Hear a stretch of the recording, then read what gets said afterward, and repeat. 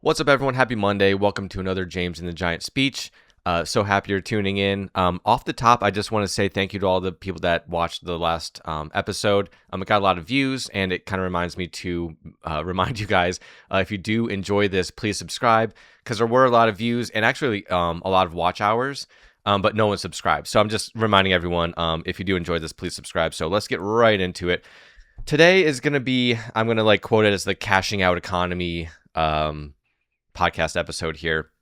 There's two things I want to talk about, and they kind of go together. Of course they go together, which is AI and the geriatric people behind the scenes working on those policies or lack thereof, in terms of saving jobs, saving the economy, so AI doesn't take over. And finding a good lane for it that actually benefits the broader society instead of just a couple millionaires and billionaires. So I'm going to talk about that, and then I'm going to talk about kind of how our economy is crashing out. I mean, gas just jumped another 40 cents. Here in Northeast Ohio, it is $4.40 now, and it was sitting at $4 for a while. So that's just going to go up, every time you hear about us bombing Iran or Iran bombing somewhere, and, now Egypt or Jordan, or it's kind of expanding now. It's bad news, especially for our prices, for our wallets, for our service members, and all of that stuff. So I'm going to be tying in kind of like AI and the politicians behind those policies and their lack of knowledge in that, which is scary. And then also kind of where our economy is at. I have clips for both topics. The clip where our economy is at just has a lot of people kind of spiraling, which is why I'm calling it the cashing out economy, because with sports betting now a thing, and Kalshi, all these MLMs and stuff, people just want to get their bag and kind of nope out of society. It's hard to blame them when inflation is just skyrocketing and it's not meeting higher wages. So that's scary. It kind of makes people just kind of all bet on black or whatever, the Russian roulette, or not Russian roulette. I don't gamble at all. I'm very, very adverse to. I hate gambling. But it's like going to the casinos and betting it all on. I just see the spinning table with the ball on it. Roulette is that whatever. Or blackjack. I know how to play blackjack. So yeah, this economy is all about trying to get lucky. I mean, you see trading card games now, like Pokemon, just spiking because people are just hoping to hit it big there. You can bet on everything from the temperature to what Trump might say, all legally. You can bet on every little incremental thing in sports. So people are just trying to get their paycheck and then double it with gambling, and that's kind of our economy. It's very scary. So first I want to talk about Jim Clyburn. He is in the House of Representatives, and he got asked about AI. These are the policymakers that are, behind the scenes in how, AI is ultimately rolled out. They could enact laws to, help save jobs or, curb this major shift that AI is going to make in our economy.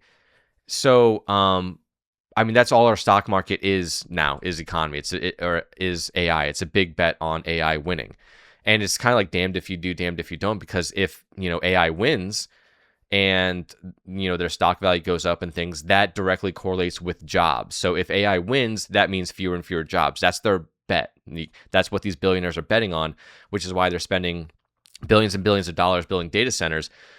The best ROI on that is just destroying your workforce, right? So if it succeeds, it's bad. If it doesn't succeed, then a lot of people are going to lose a lot of money in the stock market. I'm not a fan of the stock market, and to be completely transparent, I do not invest in any of those companies.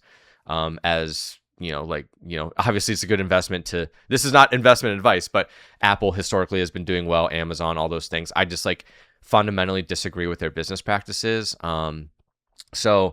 But a lot of people have their 401ks, retirement, tied up in AI stocks. And if those plummet, then, it's unfortunate that that's going to hit the lower middle class.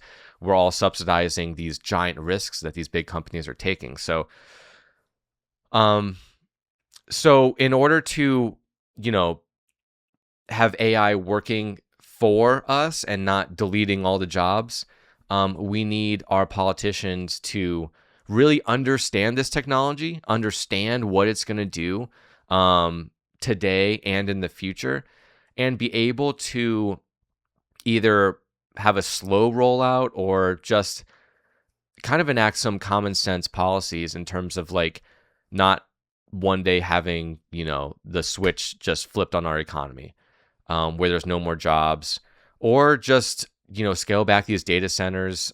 You know, no one voted, or no one asked for any of these things, right? We didn't ask for data centers in our backyard. We didn't ask to get all of our information collected from these big companies, and so on and so on.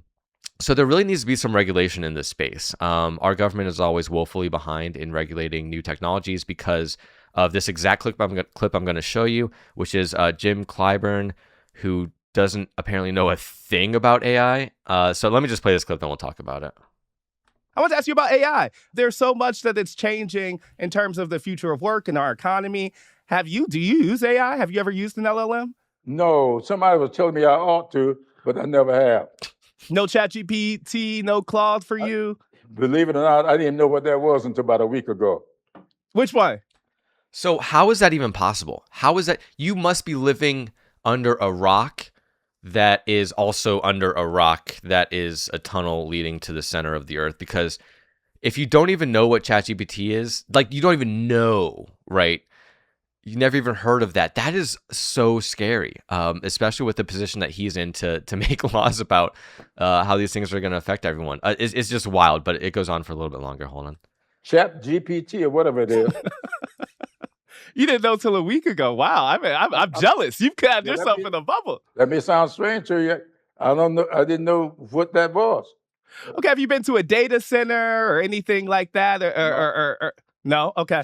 I guess I'm wondering, like, with the speed of technological changes right now, with how much people are anxious about the ways AI and work might change because of it, how do you effectively legislate as a member who is distant from some of those technological shifts that are affecting folks' lives right now? Yeah. I have a great staff.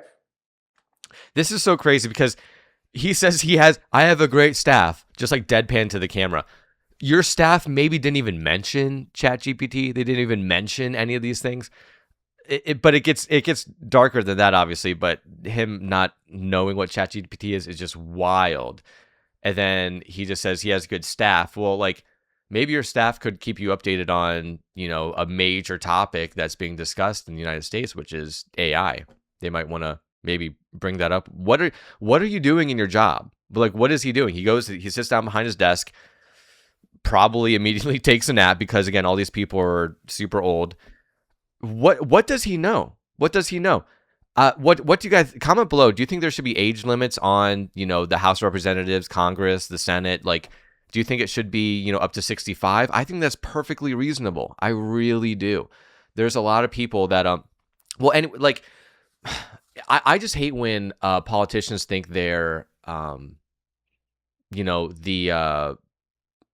the end all be all of these topics they know nothing about. Like, it's either this or it's like, one of my a family member a while ago gave me a book about technology, and it was written by Josh Hawley, and he's just a politician. Like, what does he know about this new technology? It's just wild.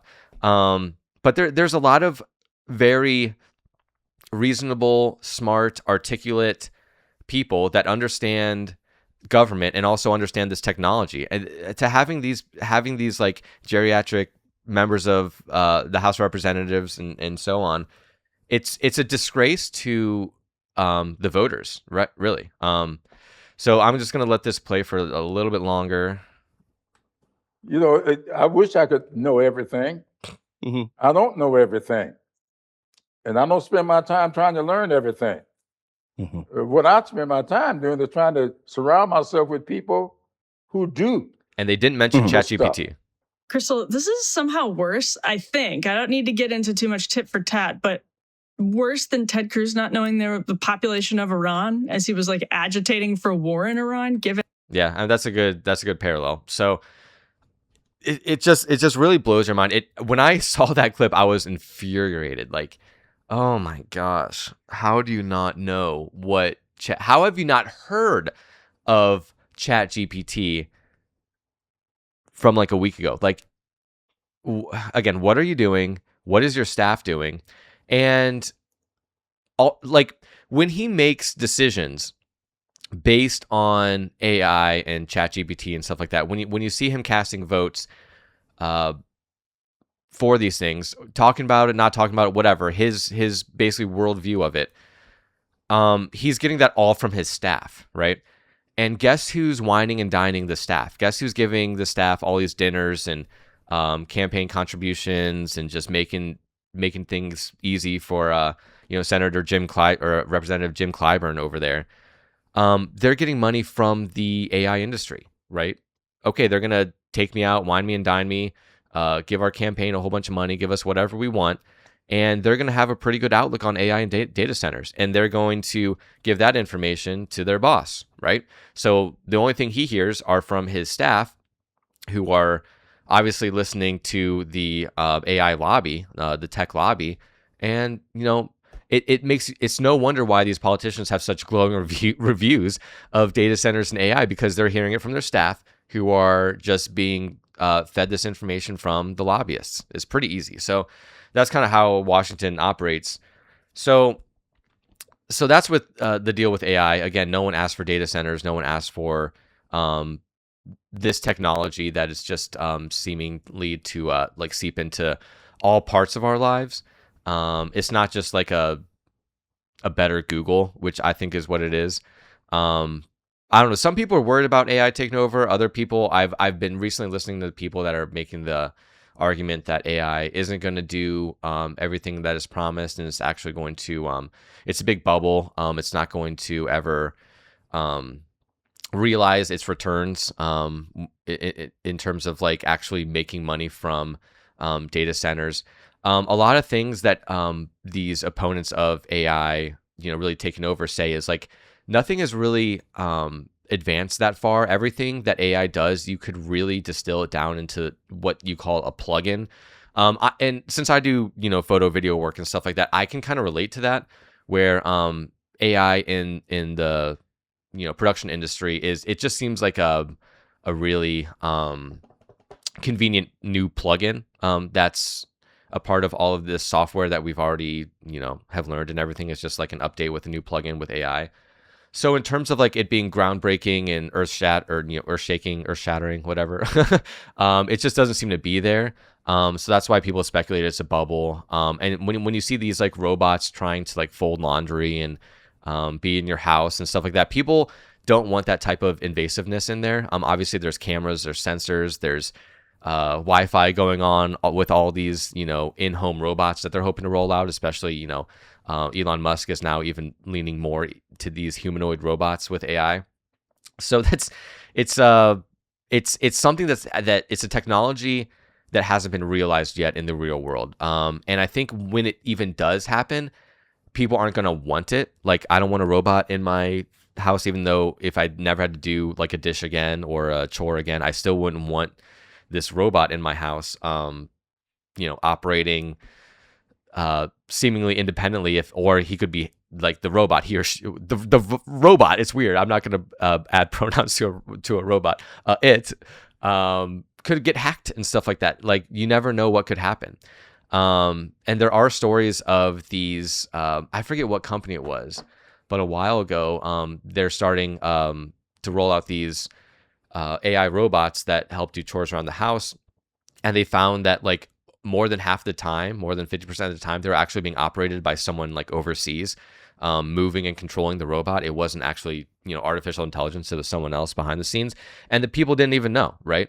The stranger was now in their house, seeing everything that they're doing, and could actually physically do things in their house. It's just wild. So either the technology, isn't going to reach to the point where it's actually going to bring all these returns, or even if it does, people aren't going to want it.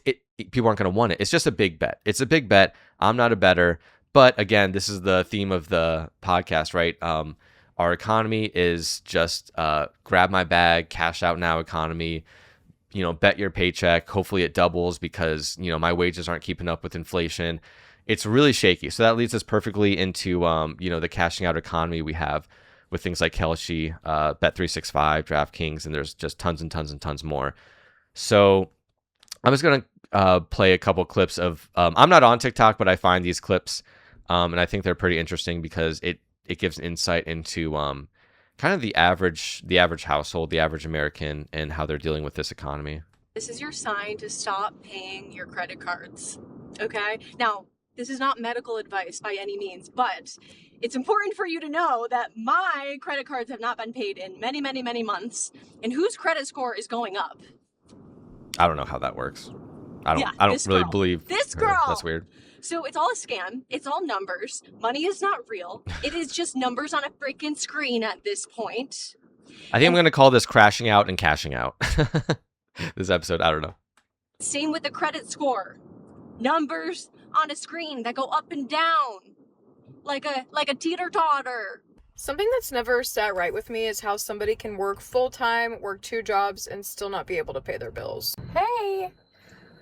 So I work in the operating room, and I just worked a 12-hour shift in the operating. This is wild. I'm going to let this run obviously more, but like she says she works in the operating room. You can obviously preface what she's going to say next. Like, I can't afford anything. I want to know what she does in the operating room. Because if you work 12 hours in the operating room, you think you have like a high skill, high paying position. I don't know, but it also like ties in. You can't forget about the spending habits we have in the United States and how we're conditioned just to spend. We're not taught budgeting. I think it's easy to budget, but that's just me. You know, you spend less than you make and then you save. But it just doesn't seem like we're a culture of really understanding how or why to budget, living off debt. It's a culture we've built here where it's like if you want it, you can have it, even if you don't have the money now. So I think that we have a big spending problem here, but I don't think that outweighs just how bad the economy is and how bad inflation is. Both can be true, but you know, I've seen, and we all have seen the price of groceries and everything. I just got back from the grocery store and spent $65. I didn't even get a protein or anything. I just got I got tortilla shells, chips, a red onion, some potatoes. What else? Like a frozen pizza, and then like 2 or 3 other things. And that's that's insane. Like that adds up. It's like death by 1,000 cuts.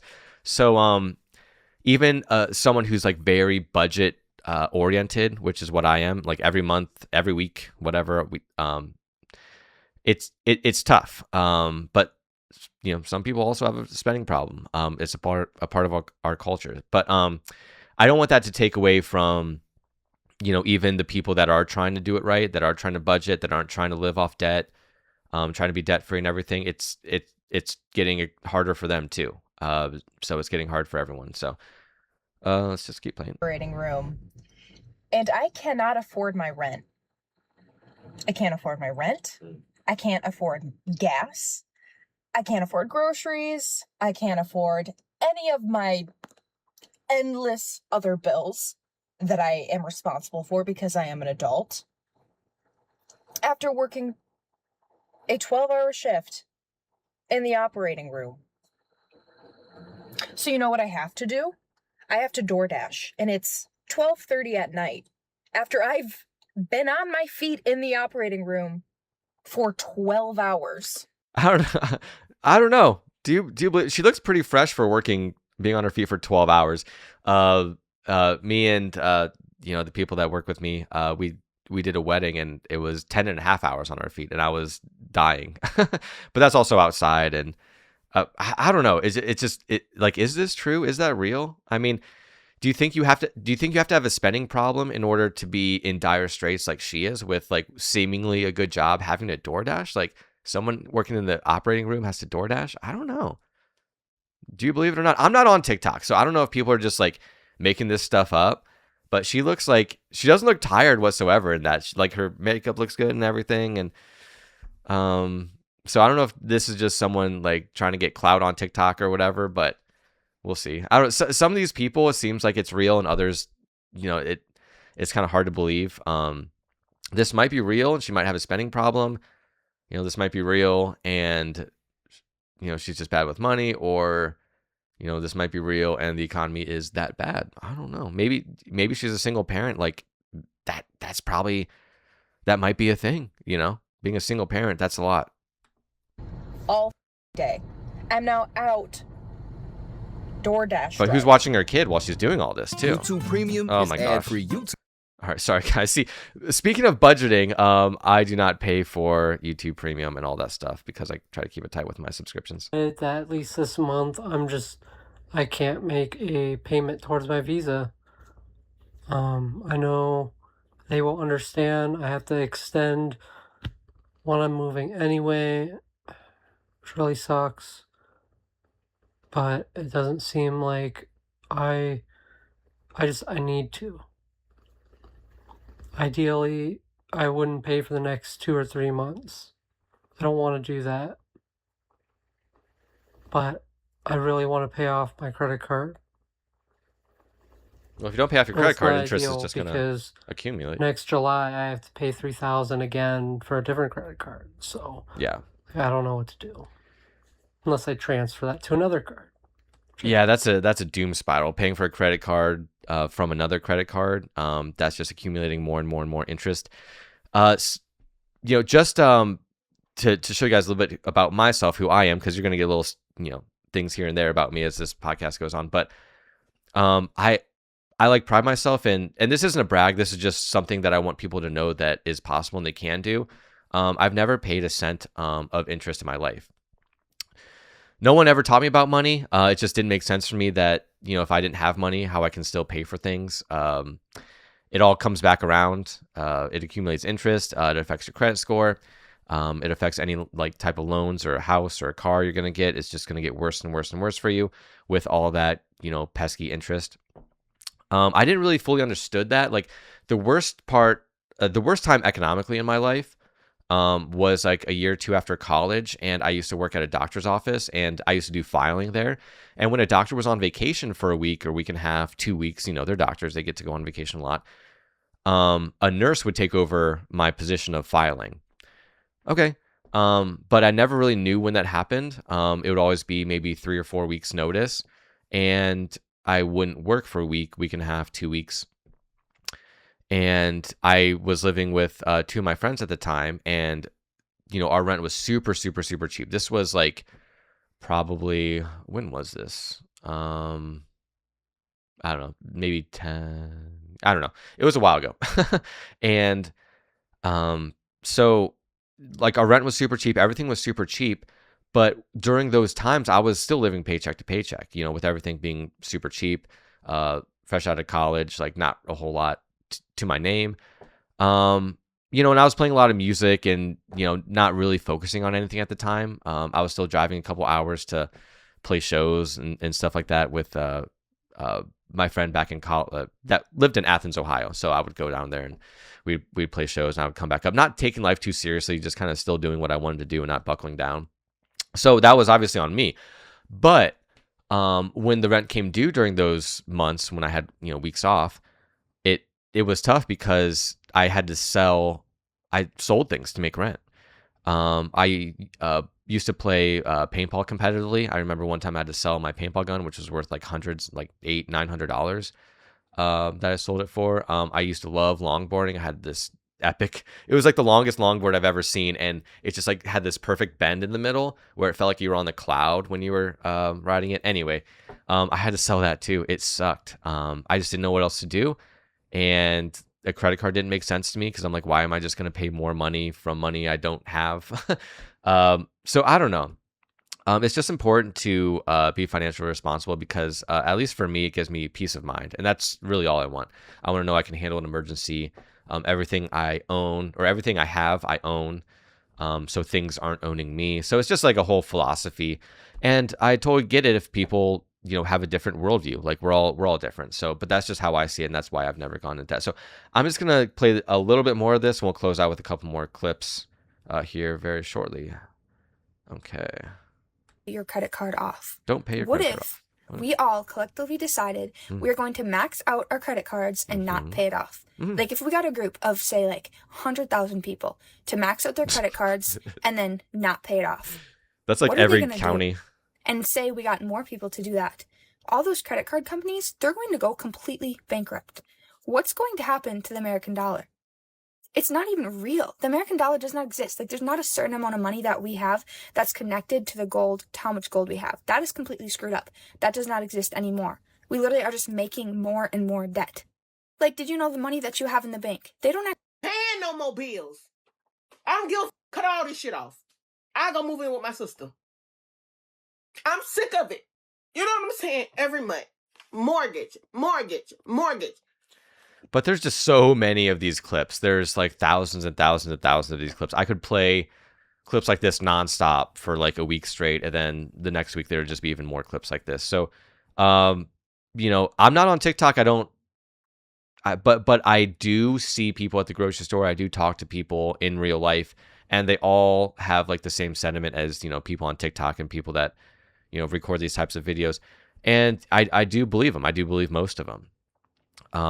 Like I mentioned, with inflation being higher than the increase in wages, it's easy to understand why we have a cash out now economy, grab your bag now economy, an economy where it's being propped up by AI and, you know, companies like DraftKings, Bet365, Kalshi. People take their paychecks and hope to double it because that's the only way they can do it. And when it doesn't work out, man, it's just a doom loop. It's a doom spiral that can really make your life hard to get back when you're in a position like that. So this is a little bit different of an episode. We didn't really we tied in politics a little bit, but I don't know. It's just kind of whatever like really jumps out at me this, you know, weeks at a time. But speaking of weeks at a time, next week is going to be the first week where I'm going to miss an upload. I've been working like crazy. It's the height of wedding season, and we just do a bunch of weddings, you know, as a production business. That's one of our big things. So I'm taking like 5 days to go with my family to visit my sister in Wisconsin. So that's going to be fun. And we're going to do that. And so I'm going to miss next Monday's upload. So I apologize, but I'll be right back with more interesting topics. If you want me to break down something or you want me to talk about something, please leave a comment below.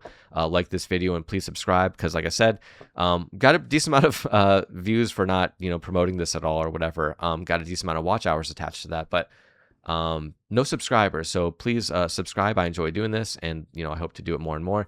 If you do want to see me in a casual form hanging out, this is a podcast studio. This is only like a third of it or a quarter of it, really. We have a guest couch, another space over here, a producer's desk over there. It's called The Hangout Culture, but it's on the Productions web YouTube. So it's Inman Productions. That's the name of the YouTube channel, Inman Productions, INMAN Productions. And then you'll see, you know, our header with the Hangout Culture on there. You'll see all the thumbnails for the Hangout Culture podcast. But it's a really, really, really fun podcast. Me and my friends, my cousin, we have guests on here and just talk about our daily lives and things like this most times. So again, I appreciate you guys watching. Thank you. I won't see you next week, but I'll see you the week after that. So stay safe, everyone. Save some money and, you know, try your best. Thanks. Bye.